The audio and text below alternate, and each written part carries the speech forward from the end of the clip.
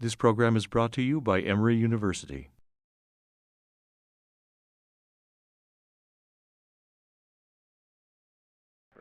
Good morning, everyone. Welcome to Cardiovascular Grand Rounds. A couple of announcements to start the day.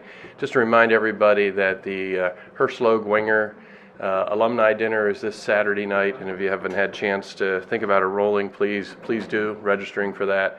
It is free for fellows and faculty and spouses this year. So think about it. It's usually a pretty good time, and we have a good time to meet with some of our former trainees. And it's going to be Saturday night. It's just over here at the Miller Ward House, and a good event. And it's one of our key fundraising events for the fellowship program. The other announcement is that the CME course, CCU Clinical Cardiology Update, is this week too, and that's the one that Arshad and Leslie organize. And again, that's another thing, that enrollment is free for faculty and fellows and trainees here. So I might want to think about looking into that. And with that, we'll get going. This morning we have our own Dan Sorescu with us. Dan has been a faculty member for 15-ish years here in the Division of Cardiology. Did his cardiology fellowship training here, did his medical school in Romania, did residency at Albert Einstein in New York, and came here as a cardiology fellow. All of you know, has a passion for water and heart failure and salt. And I still use his cards with my heart failure patients and his 100 milligram, 200 milligram sodium things. But he's going to talk to us about teeter and totter of diuretics in heart failure. Dan? Thank you, Bob. It's always an honor and pleasure to be here. So you know, today I'm going to talk about desalting, actually. And really, unfortunately, the evidence-based medicine for diuretics using heart failure is very limited. We do have quite a bit of pathophysiology data, and also we do have one very good evidence-based medicine trial that I'm going to present. And I hope I'm going to give more of a, at the end of the day, a hands-on approach how to safely really use diuretics in heart failure. And at the end of the day, the teeter and totter of use of diuretics in heart failure really boils down to the heart-kidney interaction. And really we want to maximize the benefits and minimize the risk. And there is actually a very tight connection between heart and the kidney, and everybody who works with the heart knows that pretty much kidney's job is actually to keep an eye on what heart does. So at the end of the day, the most sensitive way of looking at the heart function, even instantaneous, is actually looking at the kidney function. And the other way around is true also. Kidney has tremendous power to feedback signal to the heart by activating actually neurohormones, the renin-angiotensin system, aldosterone mainly. So in order to really try to maximize these benefits to risk ratio when we use diuretic, we have to understand what's the baseline kidney-heart interaction in heart failure before we actually come on with the diuretics. So this is some of the pathophysiology data we know. I'm going to present only the facts. There are plenty of other potential mechanisms, but these are the ones that we know. Number one is, in order for, in patients with progressive heart failure, you see here, these are patients who underwent invasive hemodynamic monitoring. You have to have an incredible advanced low cardiac output in order to by itself actually reduce renal function. Here in this particular study, notice that it was a cardiac index of less than 1.5, which is severe cardiogenic shock. Those patients are in CCU or waiting for heart transplant. Usually inotropes will have that. So if we go to the hypothesis that really, at the end of the day, renal failure or renal dysfunction due to heart failure, due to low cardiac output, it's actually only less than 5% of patients, even who are in the hospital, who are going to be so advanced that we could say, well, low cardiac output explains renal dysfunction in these patients. There is more to it.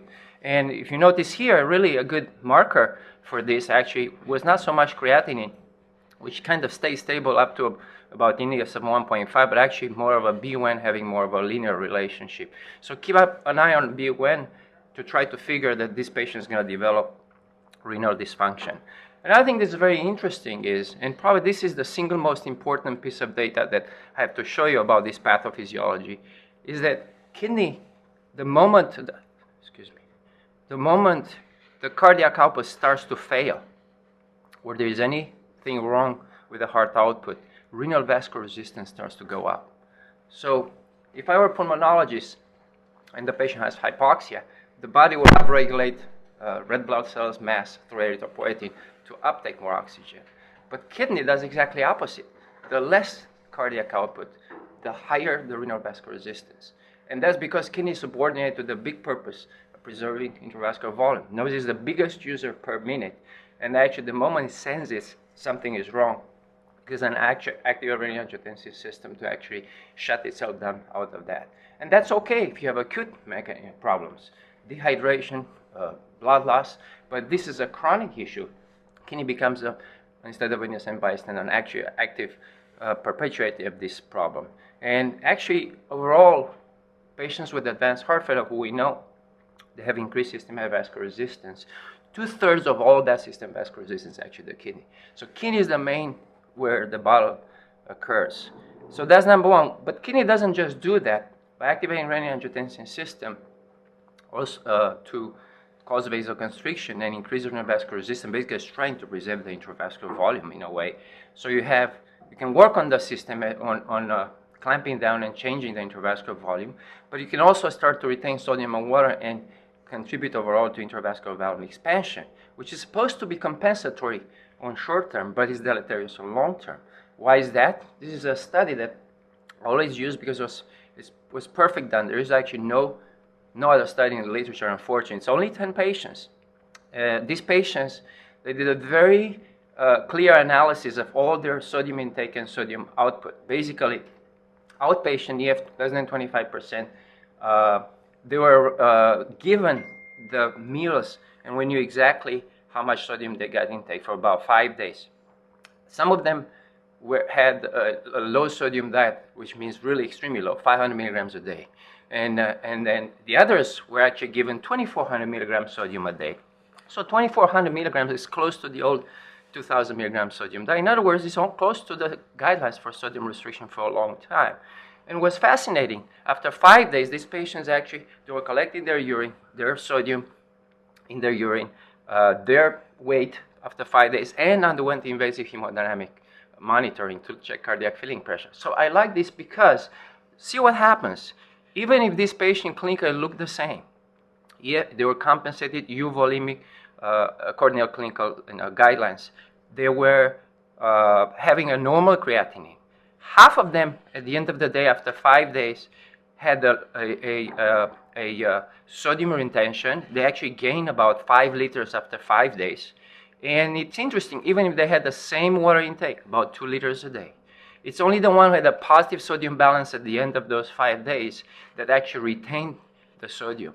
Okay, and not only they retained the sodium, almost for 5 grams of sodium, they retained 5 liters of water, and they had lower urine output correspondingly. But actually, they had a higher neurohormonal activation both in the plasma, here's plasma renin activation, angiotensin activation, and aldosterone. So those were patients who even had normal kidney function according to BUN and creatinine. They had neurohormonal activation already that we usually don't measure clinically. And their cardiac filling pressures at the end of the day, after 5 days, did go up from that. So this shows you that actually those who were to have subtle neurohormonal activation, they were more advanced heart failure, they were sodium retention, they had more congestion. And this is pretty much is telling us that it's not really the water intake for this patient, but actually it's the sodium intake, which is guided by the subtle neurohormonal activation that leads to that. So at the end of the day, I always say it's not the water, it's actually the sodium. Really, water becomes an issue only in advanced heart failure when you have inappropriate secretion of ADH. We know that's a poor prognostic factor for those patients, but for 95% of our patients with progressive heart failure, there are sodium retainer due to subtle neurohormonal activation in those patients. So if we go back and we try to summarize this, everything starts, for whatever reason, it doesn't matter whether it's systolic or diastolic heart failure, it doesn't matter what's the etiology. At one point, the cardiac filling pressures start to go up. The heart has to work on the pressure on the wrong side of the Starling curve. And you can do that on the left side, you can have on the right side, it doesn't really matter. Then one way or another, we have neurohormonal activation. And we know these guys are activated the same way in patients with diastolic heart failure. And these are the culprits. And I put here in the order norepinephrine, renin-angiotensin, aldosterone, but actually the proper order is first is renin-angiotensin. The kidney is the first to know. The second one is actually aldosterone. The second one is norepinephrine. That's in more advanced heart failure when we get to class 3, 4, and baroreceptors start to get desensitized. And then last but not least will be vasopressin. That's when we start to have clinical hyponatremia. And I think this is very important. And what these hormones do, they do what they're designed to. They want to increase the intravascular volume. They expand the plasma volume, which further contributes to elevated cardiac filling pressures and increased vascular resistance. And remember, kidney is 2/3 of that, and that's where the ballot goes. And then you keep going through these perpetuating cycles. Initially, we have asymptomatic congestion.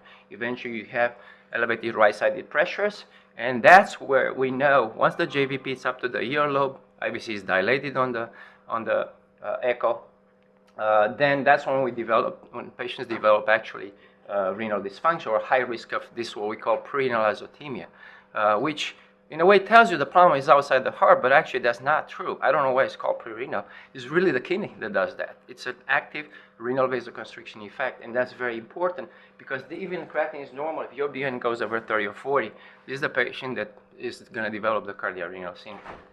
So I talk about renal vasoconstriction, an important mechanism that's cell activated by neurohormones way before BUN and creatinine goes up. I explained that cardiac output, low cardiac output per se, is really involved only in very advanced heart failure. Those patients really have extremely low cardiac output. And then the third mechanism that is extremely important is really what we call right atrial hypertension, renal vein hypertension. Nephrologists like to call it that, and really particularly severe elevated right atrial pressures. When the right atrial pressure is over 20, pressure gradient across kidney bed goes down to nothing. And that is the perfusion pressure that is very important. And these patients, basically the kidney has got no place to go to drain its blood. And you need to have that pressure gradient in order to really have a proper renal function. And you can see this on echo. I'm going to show you a couple of pieces of data about this. First of all, this is a study done in dogs. Note these are dogs with normal hearts, normal kidneys. They were clamped their IVC to increase the right atrial pressure gradually from 0 all the way up to 25. And notice this, that nothing happens when you increase the right atrial pressure right to about 20. Once you get to that 20 critical level, sudden GFR drops by 25%. And basically, this is to remind us that kidneys don't have just the arteries, they also have the veins. And this particular congestion on the right side is actually an important element that contributes to the cardiorenal syndrome in patients with heart failure. This was tested further in actually an experimental model. This is in pigs. An abdominal surgeon, together with a pre-established nephrologist, Dr. Sika, they came together and wanted to study the mechanism of abdominal compartment syndrome and effect on the renal function. And basically, they clamped the renal vein to 30 millimeters mercury, which is pretty much consistent with the right atrial pressure of 20. Remember, the veins in the kidney have to have higher pressure than the right atrium in order to drive the blood back into the kidneys. And so, look what happens. This is a short study, 2 hours. You clamp, once you increase the right atrial pressure, suddenly the cardiac output goes down. When it's normal, it really doesn't make any difference, but something happens there. Urine output goes down by 3/4. FeNA starts to go down. That means kidney gets a signal to start retaining sodium. In a way, it's protection, because if you got no place where to drain the blood, you should stop the blood from coming to you because you're congested. It makes sense to me. Systemic vascular resistance starts to go up, and this really correlates within 2 hours with actually activation of renin-angiotensin system in an otherwise perfect normal heart, no other prior neurohormonal activation. Renal blood flow, as you notice, goes down. That's the main signal. You release the clamp, it goes back to normal. GFR goes down dramatically as soon as you go to a right atrial pressure of 30, and aldosterone and plasma renin-angiotensin start to go up. So what this suggests is that once you have that right atrial pressure over 20, that by itself further contributes to neurohormonal activation, and that's the main key here. How can I fix this? Well, you got to decongest. Unless you get that right atrial pressure down to have a proper pressure gradient across the kidney vascular bed, that should be a goal. You're not going to be able to get this kidney better. And this is not new. This actually was reported in human physiology back in the 1931, long time ago. And basically, I put a little cartoon here to show that each time you have any form of heart failure with elevated cardiac filling pressure, you're going to have renal arterial vasoconstriction. You're going to have eventually renal vein hypertension if congestion begets congestion and your volume of relative right atrial pressure is high. And this particular study shows that that Winton has done a long time ago, that once the right renal vein pressure was going up, the BUN was going up, urine output was going down. The moment he released the clamp, this went back to normal. And not only that, this congestion begets congestion through further neurohormonal activation, but this is actually deleterious to the heart. This is an old-fashioned Frank-Starling curve from 1904. If you look at a heart that has normal ejection fraction, we know according to Starling law that the higher the cardiac filling pressures, then the higher the cardiac output. In somebody who has normal ejection fraction, it's very rare when you further increase the cardiac filling pressure that you can actually really drop the cardiac output. But the lower the ejection fraction, the curve shifts to the left. So see this point of maximum relationship between cardiac filling pressures, the wedge, namely here, or LVDP, and the stroke volume gets shifted to the left. So a weak heart likes low and low actually cardiac filling pressure. And this has been proven in clinical trials with systolic heart failure by Dr. Lynn Stevenson at Brigham Women cardiomyopathy unit. And my whole point showing here is that if you have somebody who's congested with the right atrial pressure is over 20 or LVDP is over 20, actually by itself that's deleterious to the heart. The heart has to work on the wrong side of the Starling curve. And by itself, congestion here will contribute to 50% cardiac output, but also further heart stretch and further neurohormonal activation. This is acute, and this can be perpetuated chronically. So I'm one of maybe the few who believe that there is no such thing as asymptomatic congestion when it comes to heart failure. You actually, ideally, you like to keep the patient euvolemic if they don't necessarily know as much as you can, and I hope I can prove that to you. This is just an example from literature back in the mid-30s when Winton published this paper. Also show a patient with acute heart failure, acute renal failure, had horrible 40 pounds fluid overload, had renal failure with creatinine all the way up to 4, and to his surprise, by keep scaling up on diuretics and actually achieving a total negative balance of 25 pounds weight loss, actually the creatinine eventually improved a lot and got close to baseline, somewhere between 1.5 and 2. So again, sometimes, particularly right side heart failure, pushing through diuresis, actually decongestion, actually improves the renal function in these patients. Now, more recently, from patients with advanced heart failure, this was a nice study published in JACC by Mullens, showed that actually really, if you try to predict who's going to develop renal failure from those who come with acute heart failure in the hospital, it's actually the CVP and the right atrial pressure is by far the highest predictor. So the higher the CVP is less than 8, very few will develop renal dysfunction. And once it gets to about CVP over 24, actually up to 80% are going to develop renal failure in the hospital. So keep an eye on that. And why? Because that's a simple clinical sign that you can predict that even they have a normal creatinine. If I see JVP to the earlobe, if we look at the echo, we see an IVC that's dilated, no respiratory validation, that tells you even if creatinine is normal, they're more likely they're going to develop renal failure. So to summarize this, I talk about renal vasoconstriction, low cardiac output, renal vein hypertension. The moment we hit that right atrial pressure over 20, the kidneys, most of these patients clinically on the labs, they have prerenal azotemia, okay? And let's see what happens now after we hit them with diuretics. What kind of data do we have? And believe it or not, it's actually a very low study. As a matter of fact, the only, before I go on, I want to summarize this to make a case that the reason why diuretics are a necessary evil is because congestion begets congestion, and symptomatic congestion causes 90% of heart failure hospitalization symptoms. Yes, is it true? We never had a study, and probably will never have, where we can prove that diuretics per se will improve mortality on long-term patients with heart failure. Okay. However, Patient come in the hospital because they are congestion. So even the only reason is to reduce their hospitalization, readmissions, and improve symptoms. I think we need to decongest. Everybody knows that.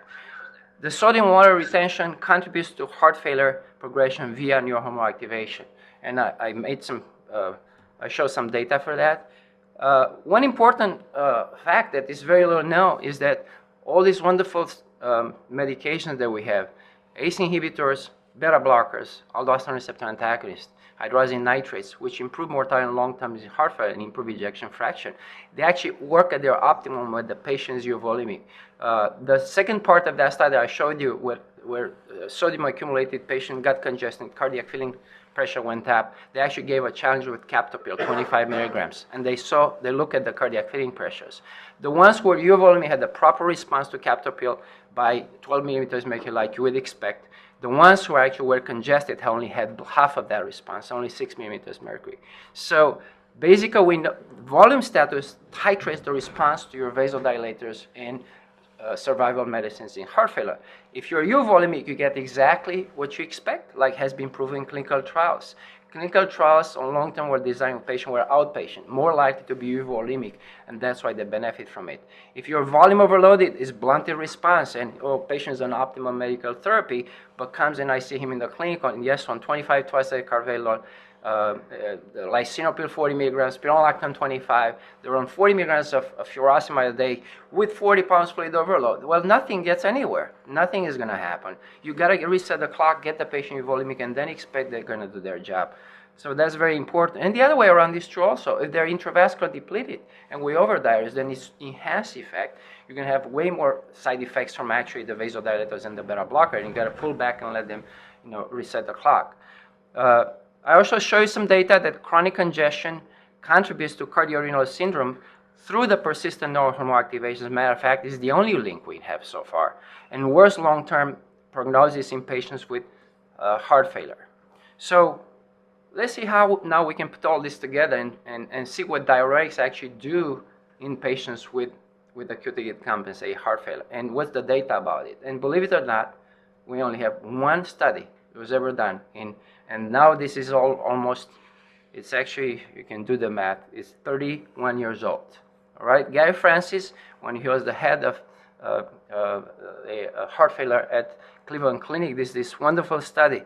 And basically, I took all the patients with acute heart failure who needed obvious, more advanced heart failure here. Notice that here the stroke volume was very high. The wedge was 28. Ejection fraction average was about 20-25%. They were admitted in CSU for invasive Swan-Ganz catheter treatment. And they measured the baseline neurohormonal activation and the cardiac filling pressure. So wedge of 28 in average, a mean arterial pressure of 90, systemic vascular resistance up, plasma renin-angiotensin activation, plasma norepinephrine were up. Just to have an idea, normal plasma renin-angiotensin is actually below 5, and a normal plasma norepinephrine is actually below 100. As a matter of fact, if you were to run a marathon and you make it, this is the level of norepinephrine you're going to have in your blood to make it. Okay, if you don't make it, you don't get there. So basically, if you give these marathon runners with this level of adrenaline in their bloodstream and advanced heart failure, you give them 40 milligrams of furosemide, just 40, not 200, and you measure their plasma neurohormone activation after that. Surprisingly, they go up by 50% with a time course that starts at 20 minutes and then gets back to baseline at about 8 hours. I wish we would have had a dose study response because I was curious if you give 200, does this go higher and last longer? That would be interesting. But all we know is that by itself, those neurohormones actually contributed to further temporary worsening of cardiac hemodynamics in this patient. So your wedge went up, your systemic vascular resistance went up, and the mean arterial pressure went up. So actually, diuretics per se in these patients contribute in short cycles to worse hemodynamics, worse heart function, and neurohormone activation. So we know that, even with 40. And this has been shown not just short-term, acutely, but also long-term. This is chronic treatment with diuretics as outpatient. You measure a month later the plasma renin-aldosterone activation. It goes up. Is a very well-known fact. As a matter of fact, even if you have normal heart and normal kidney, if you give somebody 80 IV of furosemide, it drops the GFR by about 25%. So bottom line is that this is the ugly truth. No matter what diuretic dose you're going to use, no matter what you do, kidney doesn't like it. It's going to react to it. So it's a given that we have to take. The key is how do we tune that up so we get the benefits at the end and reduce the risks. And pretty much in short cycles, they can persist on long term as long as you keep using the diuretics. Diuretics in patients with prior neurohormonal activation will keep aggravate this neurohormonal activation, right, with a certain time course. So if we go back and we summarize this, yes, cardiac filling pressure are the main culprit to trigger the neurohormonal activation, and really the kidney is the one that is the main integrator here. This further contributes to worse cardiac filling pressures on long term. And once you develop right atrial hypertension and low cardiac output, you develop the prerenal azotemia, all right, that we can recognize by checking a BUN and creatinine. But guess what? Any dose of diuretic, the moment we hit, is going to aggravate this, just by default. So we are into a vicious circle here that you have to be aware of that. And I'm going to show you the data that we have from those trials, that even low-dose furosemide actually had a 12% risk of renal failure, defined by increasing 0.3 milligrams of creatinine. So we know that. There's nothing new about it. That's why we check the next day the BUN and creatinine. But it's a little more complex than that, because in true clinical setting, when you admit the patient in the hospital with acute heart failure and acute renal failure, it's actually not those three mechanisms that contribute to cardiorenal syndrome. You can have, as I mentioned, from heart failure per se, inappropriate renal vasoconstriction, renal vein hypertension, diuretics-induced neurohormonal activation, low cardiac output. So these are all that data that I showed you. Hypotension per se can cause renal failure. It's very easy. You're trying to be, as diligent as you want to interrupt the cardiac filling pressure. You can go on the other side. Intravascular depletion from diuretics. This is the main culprit in our mind on a clinical setting. We think, oh, patient has been over-diuresed, and I go at bedside, the creatinine bump, I go at bedside, the patient has fluid all the way up to here. On a SARC, I said, that's not what it caused it. Actually, probably in the clinical setting, at least all patients with heart failure come in the hospital for congestion. It's probably the least of the problem and the easiest to correct. So there is no such thing as over-diuresis on a large scale, if you will. But more often than not, we keep treating the patient like heart failure caused actually a renal failure. And what it is, they may have some subtle other things going on, comorbid illnesses, that actually contributes further to that. For example, a simple gout attack when they come in the hospital, a simple UTI, a simple URI. I want to remind you that a pro-inflammatory stimulus that releases interleukin-6, TNF-alpha, those are cytokines that were designed to actually vasoconstrict the kidney and drift the blood away towards the periphery where infection is or inflammation is. So by default, those are actually as hurting as the neurohormones that are prior activating that kidney. So often, these are subtle things that I look for active before when I see somebody's got renal dysfunction, persistent congestion in somebody with, and we need to treat that. If you don't treat that, whatever is causing that cyclone release, you're going to hurt the kidney if you keep diuresing somebody. So be vigilant. And then increased abdominal pressure, particularly patients who are morbidly obese, that's part of that too, particularly if they develop anasarca. So we have to really attack all those different mechanisms where to minimize the risk of renal failure in somebody who uses diuretics. And at the end of the day, as a clinician in our hospital, will say, well, Sorescu talk about renal angiotensin activation, norepinephrine, but we never measured those in the clinical setting. How do I know when the patient has even normal kidney is going to have neurohormonal activation when it doesn't? Because there are plenty of them who do just fine for 10 years, come once a year in the hospital, and they never progress. Well, we do have an excellent surrogate that we use every day for that. And in order to get to that, you have to realize that for every action in the system, in this system of cardiorenal interaction, there is a reaction. So basically, the persistent neurohormonal activation that's triggered from the progressive heart failure kidney interaction is actually native, natural balanced, or try to balance by an equal response with vasodilators. The heart actually has designed that response to the kidney. Well, you hit me with vasoconstrictors, I'm going to hit you back with vasodilators. Natriuretic peptide, prostaglandins, adrenomedulin, there are plenty of others, but one that we use every day is the BNP.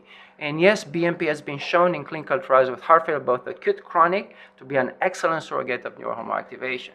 So, and I use BNP more of a, like you were to use hemoglobin A1C for blood glucose in patients with diabetes. Even if the sugar is up just to 200, but it's up for a year, you can have a hemoglobin A1C of 14. All a high BNP or high hemoglobin A1C tells you the duration, how long that diabetes or that congestion has not been controlled, and the heart has to work on the cardiac filling pressure. It does not tell you the severity necessary prognosis. So if I have a BNP of 4,000, that patient has been for months or years that way. If I have a BNP of 200, that means only recently what happened.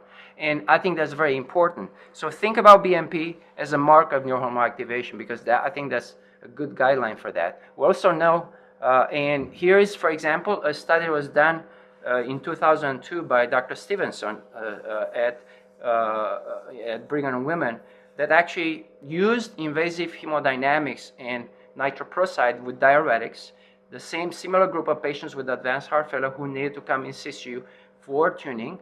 And why do I use this group? Well, those are the guys who are likely to develop the cardiorenal syndrome. I think that's a good way of trying to find things that are obvious and then to go to more subtle things. And look at this. Elevated cardiac filling pressures, elevated systemic vascular resistance, pulmonary vascular resistance, about 3 times. Index was low. They were diuresed and treated with nitroprusside, no inotropes here. After 3 days, everything was normalized. They were advanced switched then to PO vasodilators with captopril, nitrates, hydralazine. Notice that the dose of furosemide was definitely not low here, okay? And that led to actually a reduction in B-type natriuretic peptide and also the neurohormones, okay? So, and the whole purpose is to show that and there's plenty of literature showing that actually is a perfect correlation between BNP level at the end of discharge, mortality on long term, and neurohormonal activation with heart failure. As a matter of fact, if we get a BNP on admission and then on discharge, if we show that we can reduce that by 50%, those are patients who are much less likely to come back in the hospital, get rehospitalized in 60 days. Also, they'll live longer and more likely they're going to tolerate the other medicines that are supposed to prolong life.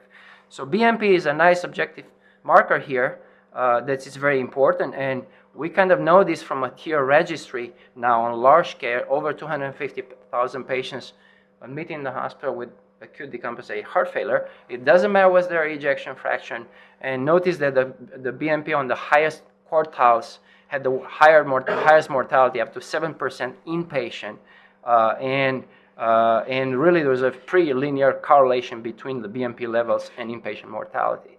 So yes, BNP is a number in a way, but it's a very important number. We know the same troponins, it doesn't matter what's the etiology. If it's high, you're going to have a worse risk of survival than the ones who don't. So I gave you a nice marker here as a surrogate for neurohormonal activation, even when they have normal kidney function, to help us with the clinical exam. And then basically, ideally, if I try to diurese somebody or minimize the risk of renal dysfunction, diuretic use has shown to reduce, obviously, the total body sodium in water, and basically we want to normalize the total body sodium balance. We want to reduce the cardiac filling pressure because that is the stimulus for persistent neurohormonal activation on long term. You want to improve renal function, and again here as a surrogate I should have added instead of neurohormonal activation, BNP. I think that's very important because that's what we can measure. Improve heart failure symptoms. 90% patients come because of congestion in the hospital for heart failure. So that's an important surrogate. I don't care that it doesn't improve mortality. It's enough for me to try to decongest the patient and reduce the hospitalization.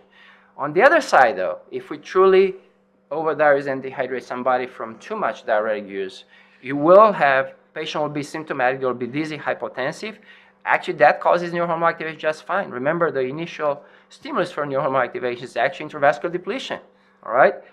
You will cause renal dysfunction. I'm going to show you some nice data on long term. Of course, it depletes potassium, magnesium, can cause persistent elevated uric acid and pseudogout. These are some of those side effects that are important both for acute and chronic use of diuretics. So I would like to show you 2 studies that were actually, they've been now frequently quoted in the literature as a sodium restriction, as a proof that sodium restrictions is not effective in patients with heart failure. And I actually, looking, if one reads the actual study, realizes that, well, this was labeled as a sodium restriction study. This is two Italian studies that were done by the same group. Basically, 232 patients, class 2 heart failure. They were randomized to receive what they call a low sodium diet, 1840. I don't really know how they came up with this number. And then a high version, which is just 1,000 milligrams extra. By the way, I measure our sodium in our patients on 50 patients. And I can tell you most of my patients are the ones who are really serious about sodium restriction, are close to 3,000 a day, okay? So this, according to our guidelines, is really, and the actual clinical practice, there's not serious sodium restriction. Anyway, having said that, they randomized to this, and they followed them on long term, up to 6 months initially and eventually 12 months. And to their surprise, patients who had higher sodium intake, all right, higher sodium intake had better mortality after 12 months, only 7%, better hospital readmissions, and of course that correlated with neurohormonal activation. And of course, the patients who were in a lower sodium intake had a higher mortality. This is 26% by the end of the year, mortality. That's a huge mortality. And I was trying to figure, I'm sorry, this is the readmission, this is the mortality. Readmissions and heart failure readmission, this is the mortality, sorry. 40% by 1 year, okay? And then 26% readmissions. And if you go back to the methodology, you cannot stop but look and be surprised by the amount of diuretic was being used here. Basically, these patients were for a year in a dose between 500 milligrams furosemide a day as outpatient, up to 1,000 a day. Okay, so if I look back, and yes, I understand the intention to treat, but I also cannot stop to think that this was actually basically, at the end of the day, tested the hypothesis where they're using higher salt as an antidote to protect from toxic doses of diuretics for a year. And I would say this is the true clinical trial where it shows that, yes, if you send them home on 500 to 1,000 milligrams a day of furosemide, just because they have heart failure, they will die faster. And yes, sodium is the antidote for furosemide. That's why they live longer. So to me, this is not a sodium restriction study. This is a diuretics, high-dose diuretic used on long term are not good for patients with heart failure. That is correct. All right, so please read the studies before we draw the conclusions, because I tell you, this is quoted now as a data, as evidence-based medicine, that we should not use sodium restriction in all patients with heart failure. In states, though, more often than not, we're not dealing with the overdiuresis and too high dose, at least as outpatient, except with rare patients who are with advanced heart failure. We actually deal with the other end of it. We actually under-diurese these patients. We under-decongest. According to the ADHERE registry, over 250,000 patients admitted with acute heart failure in the hospital. 50% of them go home with the same weight or higher weight than prior to hospital admission. So actually, we do the other way around. We're just more cautious with the kidney function, and we stop to diurese them and decongest them way before they're ready to go home. And this is a simple cartoon that I present to my patients for their lecture, that everybody gets it. There is no magic about it. If we eat 4,000 milligrams of sodium a day, at the end of the day, you're a sodium retainer. It doesn't matter what's the etiology of neurohormonal activation. You're going to only lose 2,000 milligrams a day. 2,000 milligrams are going to stay in your system. I showed some data. That's why I came. 1 gram of sodium retains 1 pound of water. I can't quantify how much sodium I actually really took, but I can tell you, I'll tell my patient a rule of thumb. If you gain 2 pounds, you had 2,000 milligrams too much sodium the day before. And basically, we try to reestablish that balance by using a diuretic. The only known effect of a diuretic is to excrete sodium from the kidney, all right? And it's not a perfect science. Ideally, you really want to use the dose and frequency of diuretic that will just take that edge off, just those 2,000 milligrams.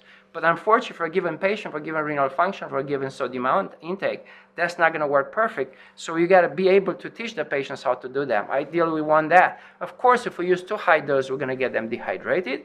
And if we use too low dose, then we're going to have persistent congestion and persistent neurohormonal activation. And this is where all the science and actually the source of all good and evil between diuretics and using heart failure. So really diuretics normalize renal sodium balance, but increase the risk of renal failure by activating neurohormones. We know that. So how do we normalize that sodium balance and minimize the risk of neurohormone activation? Okay, I'm going to present now the dose trial, which probably most of you are familiar, but I wanted to give a slight different interpretation of the actual data, looking at not what necessarily the study promised, but actually what the data showed out of the study, and see if we can change that a little bit. So this is a patient who comes in the hospital, 67 years old, an ejection fraction of 25%, gained 12 pounds in the prior 4 weeks prior to admission.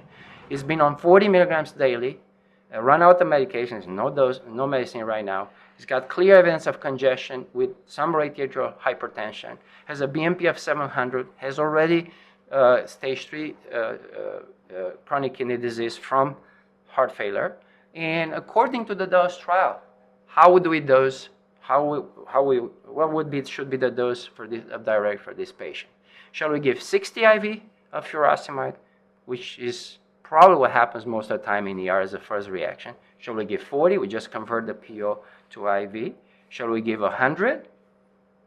Shall we give, you know what, the laces really doesn't work once you have got congestion. Let's switch to torsemide. Or how about IV furosemide drip? Is that superior to just a bolus?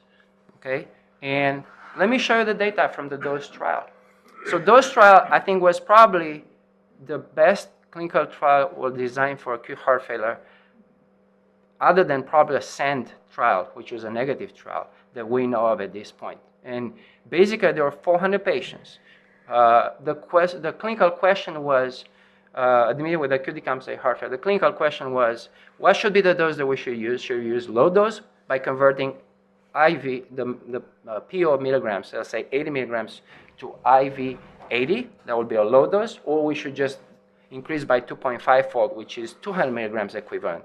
And shall we give it in bolus, or shall we give it as a continuous infusion? Because there's plenty of data from nephrology literature suggesting that actually continuous IV drip may prevent that renal dysfunction that's very important, as opposed to if you give the bolus.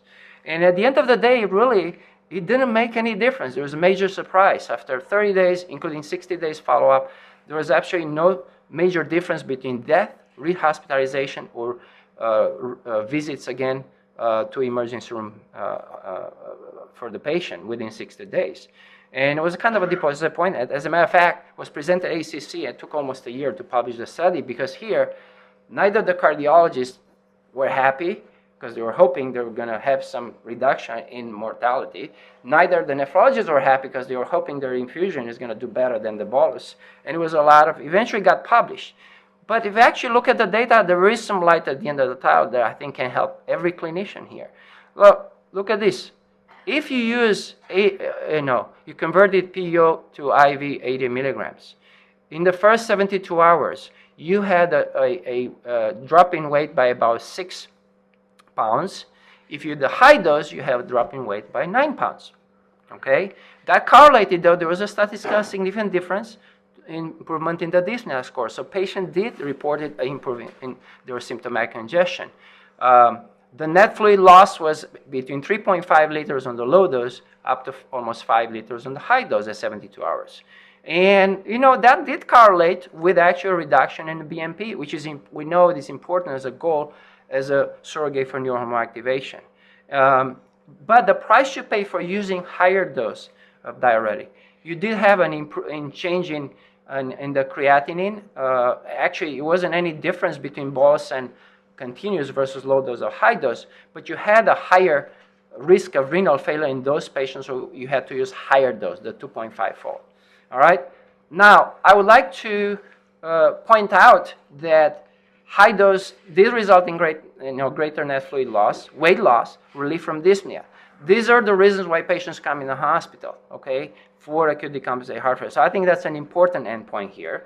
The high dose was more effective to reduce symptoms of congestion, weight, and anti-BNP, but had a higher risk of transient acute renal failure, as defined as a creatinine bump by 0.3 milligrams per deciliters at 72 hours. Now, everybody look at that. You got 23%. 1 out of 5 patients will get that bump. But everybody forgot to look at the baseline. Yes, you did increase that by 50%, but the baseline still had a 14% activation. So even low dose is going to cause renal failure, no matter how we try to get around. But to me, if you were to decongest somebody, you might as well use the higher dose to really get them at least euvolemic like you plan to. And I think the whole purpose, at the end of the day, the message from the dose trial is what it says in the title. The only thing that this study showed is that at the end of the day, the higher total dose a day, the higher the total amount of urine output and weight loss they had at the end of the day. Yes, there's a little risk of increased renal failure, but that risk did not correlate at 60 days with actually worse kidney failure or worse mortality. And bottom line is, it's okay to increase the diuretics in the hospital, but don't send them home with 1,000 milligrams of furosemide a day, because that we know is bad for you. And I think that's the take-home message here. So higher risk of creatinine increase in high bolus diuretic did not lead to worse 60 days outcome. So if I try to create a little virtual graph here, and I would like to switch the gear, instead of trying to use a certain dose of diuretic, do more of a goal-oriented diuresis.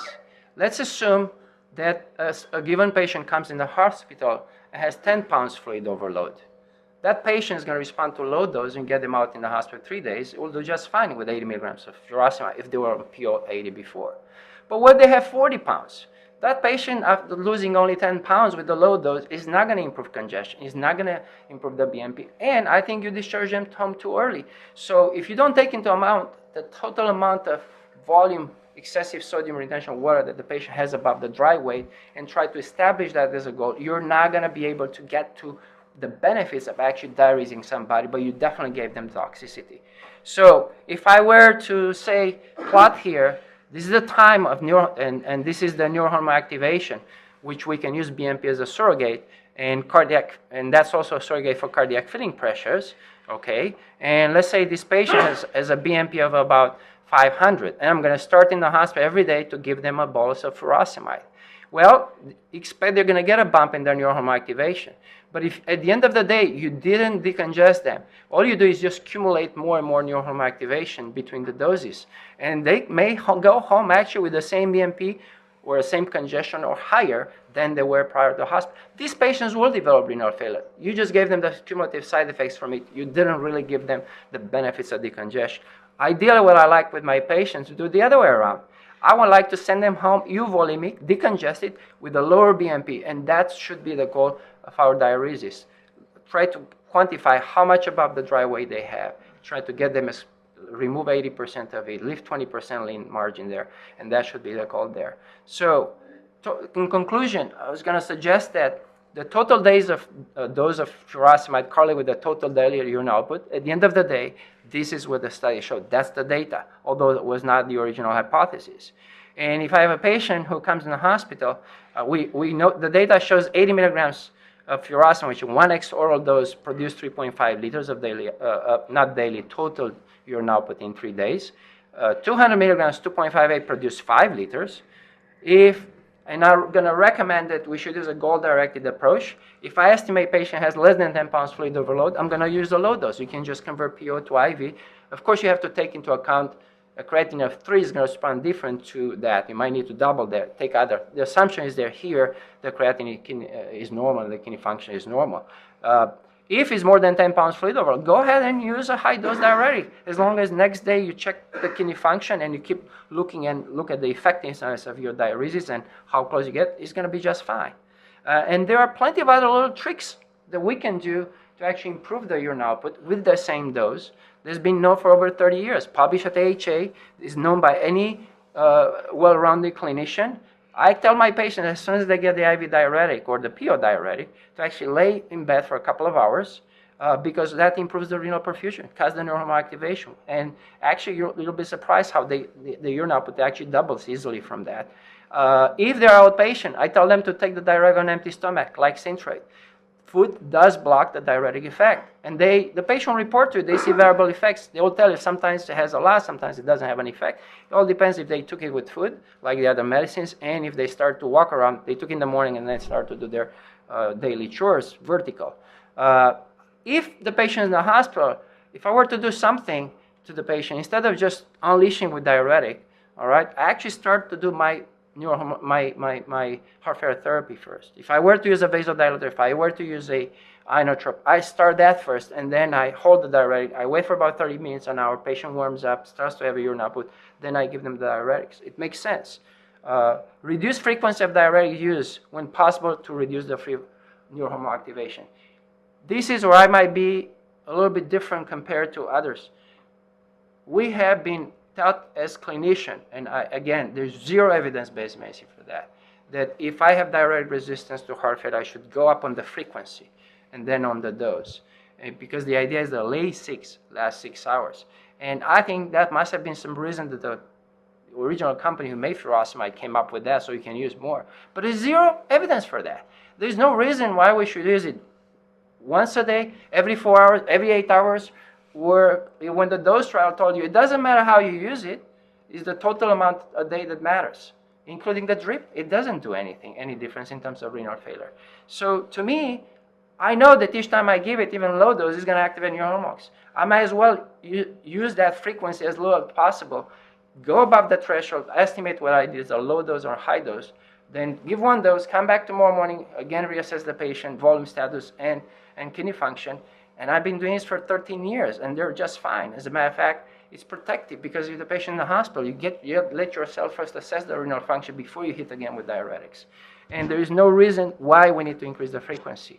And the same as outpatient. And there are other tricks that for house staff is important. I talk about that anybody's got right side heart failure, gut congestion, furosemide absorption goes down to 0. So switch to torsemide or bumetanide.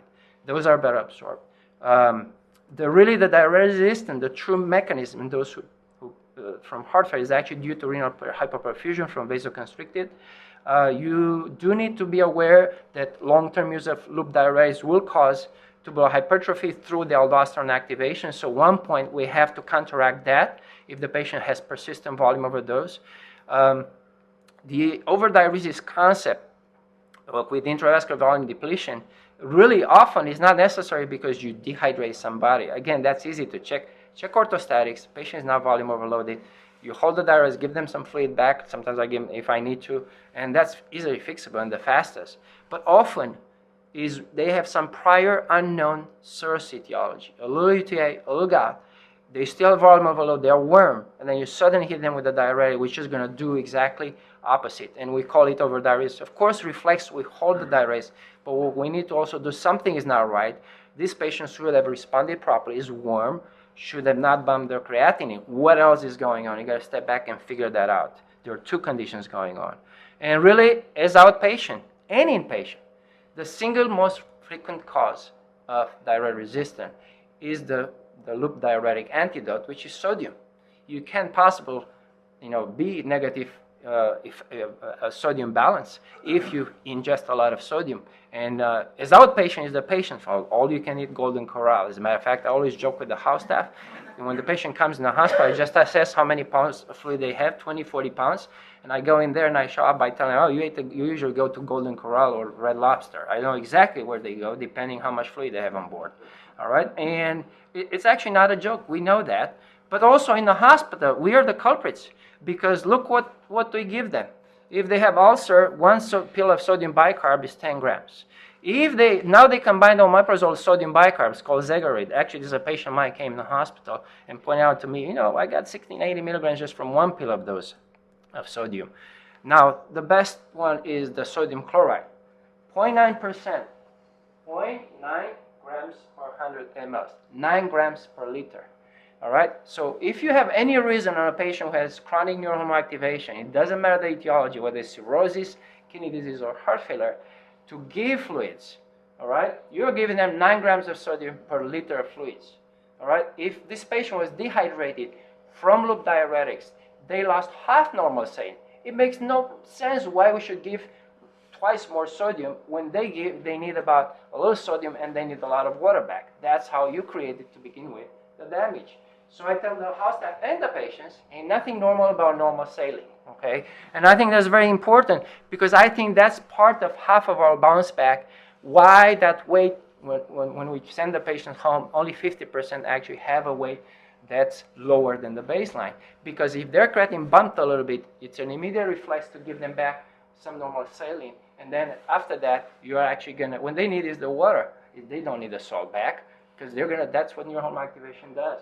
And that's why they retain water after that. So this is very important. Actually, when we prescribe antibiotics, Zosyn, it's equivalent of 1 full day with the normal creatinine is equivalent to 1 liter of normal saline.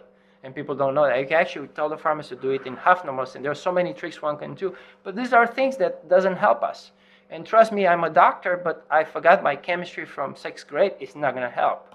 All right? And my patients know. This is a patient who I gave him an hour speech in heart failure clinic about sodium restriction. I found him cafeteria with pizza.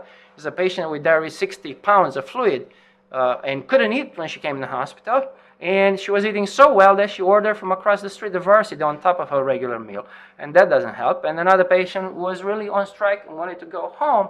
And I tried to point out to her why she can go home if she keeps ordering burgers from the cafeteria, thinking, by the way, that our cafeteria burgers are low sodium, okay, because it's in the hospital. So that's a problem. So diarrhea resistance, if the patient in the hospital resists the temptation and you see clear their volume of fluid, as for the house staff, please step back a little bit, and the patient is warm and doesn't look in heart failure, but still plenty of volume. If the creatinine bump, something else is going on. Get back and figure what's going on. Treat first that, and then you go back to what's happening. Remember, cytokines are designed to steal the blood away from the kidney and make worse the renal function and response in the heart failure. I'm not going to talk, most of you know the difference between furosemide, bumetanide, and torsemide. I would like, though, to talk about one more point. If and when should we add a second diuretic? Because this is an important clinical question. And of course, this is where if you rotate in different places, everybody's going to have different thresholds to use it. But there are some studies that actually point out that we can use that in an objective way. So this is a study that was done a while ago. They look at patients with heart failure who come to the hospital with fluid overload. And they asked the question, okay, who should get an extra diuretic? Whether you act on the proximal tubule, like this one with acetazolamide. We have also a similar study with metolazone. And it was fascinating. If you look at fraction excretion of sodium before you actually give the diuretics, the ones who really excreted and responded very well by adding the second agent, so they use 80 milligrams of furosemide, and it's very interesting. From those with 80 milligrams of furosemide, look, some of them still had a FeNA less than 1% after you use the 80 of furosemide. So nephrologists, remember, they always stop us, why are you doing a FeNA or check urinary sodium after you use a loop diuretic? Because those guys who actually have a poor urinary output in response to that have a low sodium, they retain sodium. That's the marker of actually neurohormonal activation. And you have to override that for whatever reason by adding a second agent. So if you really want to do it by the book, you can get on anybody comes in the hospital with heart failure, normal kidney function otherwise, or not normal, get the urinary sodium as soon as you give them the 80 of furosemide, let's say 3-4 hours later. And if that sodium doesn't go up, the FeNA doesn't go up, next day you can easily use a second agent provided patient is still congested. And indeed, only that group that had the FeNA less than 1% after use of loop diuretic are the one who suddenly dramatically improve their sodium excretion and the volume status by adding the second agent. So we can do it. We have data for that. I wish this would be studied in prospective double-blind randomized studies. I know that Divya is actually working on the studies from NIH that is actually trying to compare various doses and double agents on that. I think that's a great study that I look forward to the results. But basically, if here are some suggested strategies for house staff how to treat persistent congestion resistant to diuretic. Really, if it doesn't work 80, then go up to 2.5-fold. There is no reason to do, I always say this, if it's not 40, I'm going to use, I know I need to use 80, but I'm a little afraid I'm going to use 60. It makes no sense. We don't have data for that. Get rid of that. Let's use the dose trial. Use torsemide if you have gut congestion. You can add acetazolamide, particularly if I see somebody is a prior CO2 retainer, or the bicarb over 35. Remember that works on proximal tubule. I use diureal in those patients who don't have gut congestion. Diuresis is as terrible as furosemide. There's no purpose of using pure diureal if you have right-side heart failure. It doesn't get absorbed. If that's the case, I switch to IV. The problem with IV hydrochlorothiazide is $300 each dose. So please, don't switch to IV unless patient really cannot take PO, because all we do is just spend $300. And we took necessary off the, our use here, because that's how much it costs, to use it a day. But you can use metolazone. It's $1. And guess what? It's probably the most powerful agent as a second, to be used. The problem is too powerful, so you got to watch the potassium magnesium more than that. Now, one interesting mechanism of metolazone that few know is that it doesn't actually just knock down the distal tubule. Also works on the proximal tubule, but not through acetazolamide. That's why it's so powerful. So I use that. In patients with diastolic heart failure, we have some evidence that you can use higher dose of spironolactone. And if a patient is in the hospital, I really try first to use my vasodilators, inotropes, do all the other stuff that's supposed to help. I do scale up on the diuretics when I see significant right-side heart failure. So if somebody's clear from the door, right-side heart failure, 20, 40 pounds fluid overload, I have a way lower threshold to add the second agent. And I think because you have to push through diuresis to decongest to drop that radial pressure. And we know those patients. It's very easy. Okay? So I'm gonna finish this summarizing that congestion is caused by neurohormonal activation and begets more neurohormonal activation. Diuretics acutely causes neurohormonal activation, a little bump, or renal dysfunction in congestive heart failure. But what you try to achieve on long term, normalize the baseline, that baseline neurohormonal activation, not the one caused by diuretic, by getting them euvolemic. So yes, you buy upfront a little neurohormonal activation, but as long as you get them euvolemic, and then they're going to drop their baseline neurohormonal activation. And that's what you want in the long term. The dose trial showed that total daily fluid removal is related to total dose of IV diuretic independent of the administration. And I like to reduce the frequency and dose as soon as patient is euvolemic. As a matter of fact, I use often every other day, and I insist on educating them how to restrict sodium. Really, I think it's essential that the patient education about sodium restriction to achieve optimum benefit risk when using a diuretic. And I think I told you everything else. All right, thank you. Okay, thanks, Dan. That's very comprehensive.